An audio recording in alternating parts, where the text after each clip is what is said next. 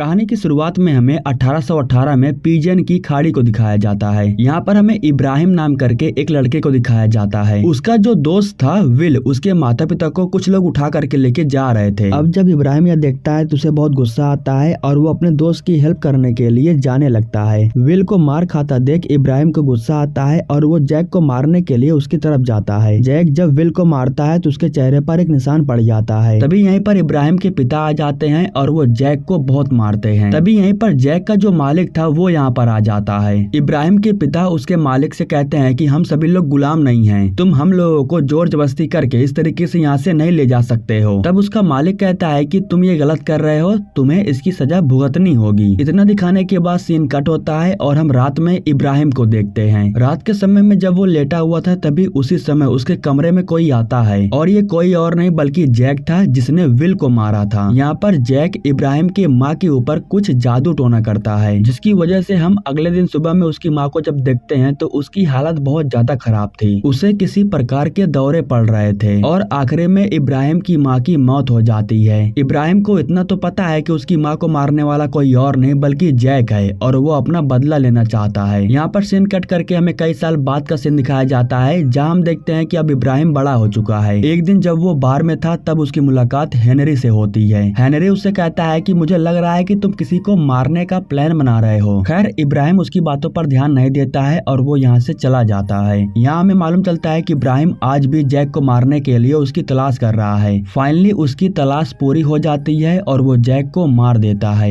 उसकी बस एक ही ख्वाहिश थी कि अपनी माँ का बदला लेना है। बदला पूरा हो जाने के बाद वो अपने गन को फेंक देता है, लेकिन इसके बाद उसे मालूम चलता है कि जैक की लाश यहाँ से गायब है और तभी जैक इब्राहिम के पीछे से आकर के उसके ऊपर हमला करके उसे मारने लगता है। लेकिन जो हेनरी था वो इब्राहिम का पीछा कर रहा था और उसे इन सब के बारे में मालूम था। यहाँ पर हेनरी जैसे ही जैक के ऊपर हमला करता है तो जैक यहाँ से गायब हो जाता है। अगले दिन सुबह में जब इब्राहिम की आँख खुलती है तो वो अपने आप को हेनरी के घर में पाता है। यहाँ पर इब्राहिम हेनरी से कहता है कि जैक कोई नॉर्मल इंसान नहीं था, मैंने उसे अपने हाथों से गन से शूट किया था लेकिन वो फिर भी बच गया। मुझे पता है कि तुम्हें इन सब के बारे में पता है, इसलिए तुम मेरे पीछे आए थे। तब हेनरी बताता है कि वो एक वैम्पायर है और उसी के जैसे ही बहुत सारे वैम्पायर हमारे आसपास घूम रहे हैं। तुम कभी भी उसे आसानी से नहीं हरा पाओगे। अगर वैम्पायर्स को मारना है तो खास प्रकार के हथियार का इस्तेमाल करना पड़ता है। यहाँ पर इब्राहिम कहता है कि मुझे गन तो चलाने नहीं आती है लेकिन कुल्हाड़ी बहुत ही अच्छे से चला लेता हूँ। अब जो कुल्हाड़ी था वो इब्राहिम का हथियार बन जाता है और हेनरी उसे हर प्रकार की ट्रेनिंग देता है। यहाँ पर हेनरी उसे ये भी बताता है कि वैम्पायर गायब भी हो जाते हैं, इसीलिए तुम्हें अच्छे से अंधेरे में भी लड़ना सीखना होगा। हेनरी उसे कमरे में लेकर के जाता है और अंधेरे का फायदा उठा करके उसे बहुत मारता है। दरअसल वो इब्राहिम को सिखा रहा था कि अंधेरे में लड़ा कैसे जाता है। हेनरी उसे ये भी बताता है कि वैम्पायर को आईने में नहीं देख सकते हैं लेकिन उनकी परछाई को हम आईने में देख सकते हैं। एक दिन बार के अंदर जब इब्राहिम जैक को देखता है तो वो उसे मारने के लिए जा रहा था। तब हेनरी उससे कहता है कि तुम्हारी लड़ाई सिर्फ उससे ही नहीं है बल्कि पूरे वैम्पायर प्रजाति से है। हेनरी इब्राहिम को एडम और अमेंडा के बारे में बताता है। वो बताता है कि ये दोनों भाई बहन हैं और इसी के साथ ये दोनों वैम्पायर्स भी हैं। ये दोनों मिल करके अपने वैम्पायर प्रजाति का एक अलग साम्राज्य बनाना चाहते हैं। ये लोग जिन इंसानों को भी काट लेते हैं वो वैम्पायर बन जाते हैं और इसी तरीके से ये लोग अपने प्रजाति की संख्या को बढ़ा रहे हैं। इनका सिर्फ एक मकसद है सभी इंसानों को वैम्पायर बनाना। इसीलिए सिर्फ जैक नहीं बल्कि एडम और अमेंडा को भी खत्म करना होगा।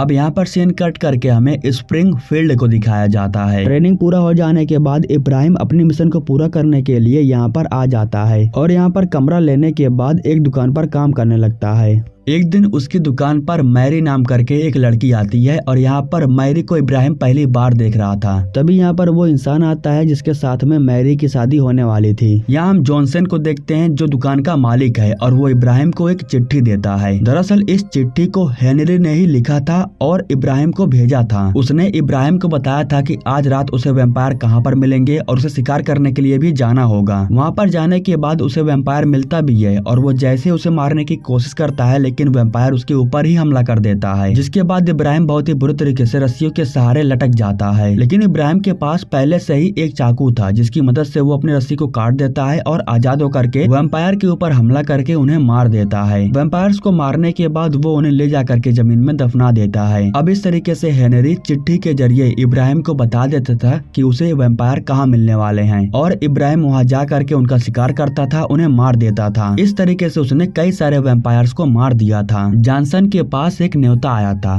और वो इब्राहिम को भी अपने साथ लेकर के जाता है। दरअसल ये एक पार्टी का न्योता था जो मैरी के घर पर ही था। यहाँ पर इब्राहिम की मुलाकात मैरी से होती है और वो उसके साथ में डांस करता है। इस तरीके से इन दोनों के बीच में जो बातें थी वो आगे बढ़ने लगती है। मैरी पहली नजर में ही इब्राहिम को पसंद करने लगी थी। हालांकि इब्राहिम भी उसे पसंद करता है, लेकिन वो फिलहाल रिलेशनशिप में नहीं आना चाहता है, क्योंकि उसे पता है कि इस समय उसका मकसद कुछ और है। इसी जगह पर हम जैक को देखते हैं जो इन दोनों को एक साथ मिलता हुआ देख लेता है। सीन कट करके हमें एडम और उसकी बहन अमेंडा को दिखाया जाता है। न्यूज के जरिए एडम को मालूम चलता है कि उसके 6 वैम्पायर मारे जा चुके हैं, लेकिन एडम को ये नहीं पता है कि उसके लोगों को किसने मारा है। काम के दौरान भी इब्राहिम वकालत की पढ़ाई कर रहा था। वो वकालत की पढ़ाई करके सभी गुलामों को आजाद करवाना चाहता है। एक दिन उसके दुकान पर एक इंसान आता है जो इब्राहिम को अच्छे से जानता था। हालांकि इब्राहिम उसे उसकी आवाज से नहीं पहचानता है, लेकिन जब वो उसके चेहरे को देखता है तो उसे मालूम चल जाता है कि ये उसका दोस्त है। विल इब्राहिम को बताता है कि वो भी गुलामों के हक की लड़ाई लड़ रहा है। इसके बाद ये दोनों साथ में बाहर जाते हैं और ढेर सारी बातें करते हैं। अगले दिन सुबह में हेनरी आ करके इब्राहिम से मिलता है। दरअसल हेनरी उसे बताने के लिए आया था कि अब वो समय आ चुका है कि वो जा करके जैक से अपनी माँ का बदला ले सकता है, और इब्राहिम इसी दिन का तो काफी दिनों से इंतजार कर रहा था। इसके बाद इब्राहिम जैक को मारने के लिए सीधा जैक के घर पर जाता है। जैक को इब्राहिम के बारे में पहले से ही मालूम चल जाता है और इन दोनों के बीच में फाइट शुरू हो जाती है। लंबे फाइट के बाद बड़े ही चालाकी से इब्राहिम जैक को जान से मार देता है, लेकिन वापस आने के बाद इब्राहिम के सामने हेनरी की सच्चाई आ जाती है। दरअसल इब्राहिम को मालूम चल जाता है कि हेनरी भी एक वैम्पायर है। यह देख करके इब्राहिम उसके ऊपर बहुत गुस्सा हो जाता है। तब हेनरी कहता है कि सिर्फ तुम नहीं बल्कि मैंने भी अपने लोगों को खोया है। यहाँ पर हम उस सीन को देखते हैं जब हेनरी अपनी प्रेमिका को लेकर के घर की तरफ जा रहा था, लेकिन तभी एडम अपने वैम्पायर साथियों के साथ यहाँ पर आ जाता है और हेनरी के ऊपर हमला कर देता है। और यहाँ पर जो एडम था वो हेनरी को काट लेता है, जिसकी वजह से हेनरी एक वैम्पायर बन जाता है। उसको वैम्पायर बनाने के बाद वो उसकी प्रेमिका को भी जा करके उसे भी जान से मार देता है,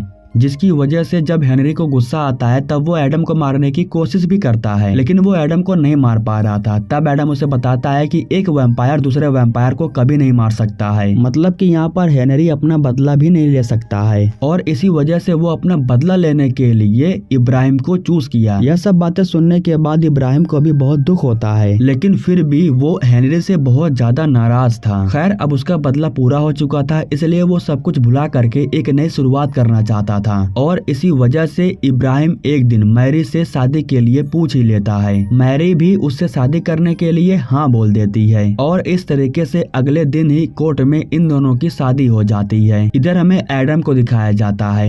जब वो जैक की लाश को देखता है तो वो बहुत ज्यादा गुस्सा होता है, इसलिए वो अमेंडा से कहता है कि इब्राहिम को हमारे जश्न में आने का न्योता दो। हालांकि उन्हें पता था कि इब्राहिम आसानी से आने वाला नहीं है, इसलिए ये लोग विल को किडनैप कर लेते हैं, और अब जॉनसन भी इब्राहिम के साथ मिल करके विल को छुड़ाने के लिए जाता है। जैसे ही ये दोनों उनके जश्न में पहुंचते हैं तभी वहाँ पर सभी वैम्पायर अपने असली रूप में आ करके इंसानों को खाना शुरू कर देते हैं, लेकिन अभी तक विल को कुछ नहीं हुआ था, वो इन लोगों से लड़ रहा था। और जब यहाँ पर इब्राहिम आता है तो वो भी वैम्पायर्स के साथ में फाइट करने लगता है। तभी यहीं पर अमेंडा आ जाती है जो इब्राहिम के ऊपर हमला करके उसे पकड़ लेती है। दरअसल ये लोग इब्राहिम को इस तरीके से लड़ता हुआ देख करके काफी खुश हो गए थे, और अब एडम उसे भी अपने वैम्पायर प्रजाति में शामिल करना चाहता था। एडम बताता है कि वो एक एक करके सबको वैम्पायर बना देगा, और एक समय ऐसा आएगा सिर्फ यहाँ पर वैम्पायर्स होंगे। ठीक उसी समय यहाँ पर जॉनसन आ जाता है जो अमेंडा के ऊपर हमला कर देता है। इस तरीके से विल और इब्राहिम को एक मौका मिल जाता है और ये तीनों मिल करके यहाँ से भाग निकलते हैं। यहाँ से बचकर निकल जाने के बाद जो इब्राहिम था वो अपने हथियार को कुछ दिनों के लिए छुपा करके रख देता है, क्योंकि वो विल के साथ मिल करके गुलामी की लड़ाई लड़ना चाहता था। सभी गुलामों को वो आजाद करवाना चाहता था। इस तरीके से अब इब्राहिम को वैम्पायर से कोई मतलब नहीं था। वो अदालत के अंदर लोगों के लिए उनके हक की लड़ाई लड़ने लगा था और इस तरीके से काफी समय बीत जाता है। हालांकि जो वैम्पायर से नई जगह पर जा करके हमला कर रहे थे उनके लिए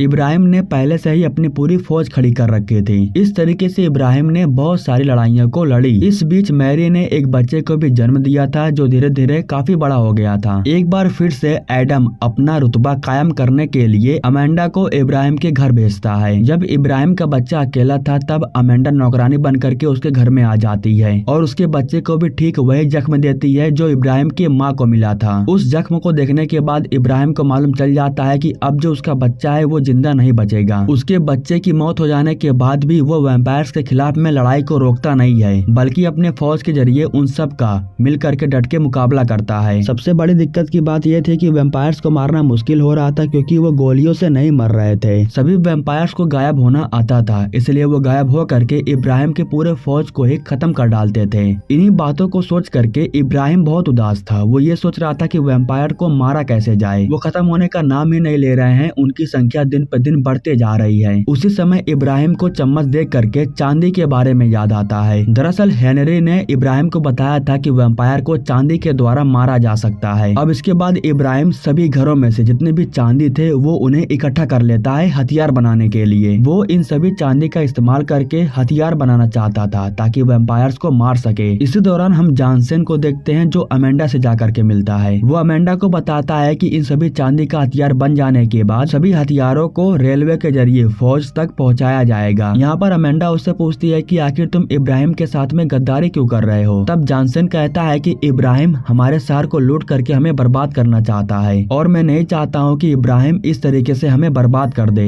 इधर इब्राहिम वैम्पायर से लड़ने के लिए अपने हथियार को बाहर निकालता है। इसके बाद जब चांदी का पूरा हथियार बन करके तैयार हो जाता है तब उन सारे हथियार को रेलवे के अंदर भर करके फौज तक ले जाया जाने लगता है और इस ट्रेन को फौज तक पहुंचाने के लिए इब्राहिम अपने दोस्तों के साथ ट्रेन में ही बैठा हुआ था। कुछ समय बीत जाने के बाद हम देखते हैं कि अमेंडा और एडम अपने वैम्पायर साथियों के साथ इस ट्रेन पर आ चुके हैं और चांदी के हथियार को हासिल करने के लिए सभी लोगों के ऊपर हमला करने लगते हैं। सभी लोग मिल करके इन वैम्पायर्स का सामना करते हैं, इनसे लड़ते हैं। लेकिन जब यहाँ पर एडम आता है तब वो इन लोगों के ऊपर हमला करके इन लोगों को मारने लगता है। विल के ऊपर हमला होता है और वो नीचे गिरने वाला था लेकिन इब्राहिम उसे पकड़ लेता है और इसके बाद पीछे से एडम इब्राहिम को काटने लगता है लेकिन बीच में हेनरी आ जाता है और वो इब्राहिम को काटने से बचा लेता है। इधर हम अमेंडा को देखते हैं जो लकड़ियों के ऊपर पूरी तरीके से आग लगा चुकी थी। इन लकड़ियों के ऊपर से ही ट्रेन गुजरने वाला था। लड़ाई के दौरान एडम को मालूम चलता है कि उसके साथ धोखा हुआ है। दरअसल ट्रेन में चांदी के हथियार है ही नहीं, उसमें तो सिर्फ पत्थर रखा हुआ है। वैम्पायर्स का ध्यान खींचने के लिए ये सब कुछ इब्राहिम का बस एक प्लान था। हालांकि जो जॉनसन था वो अमेंडा के साथ मिला था लेकिन उसने अमेंडा से झूठ बोला। इसी वजह से एडम को गुस्सा आता है और वो जॉनसन को काट करके उसे एक वैम्पायर बना देता है। इधर ट्रेन के जो डिब्बे थे वो उन लकड़ियों के ऊपर आ गई थी जहाँ पर आग लगी हुई थी।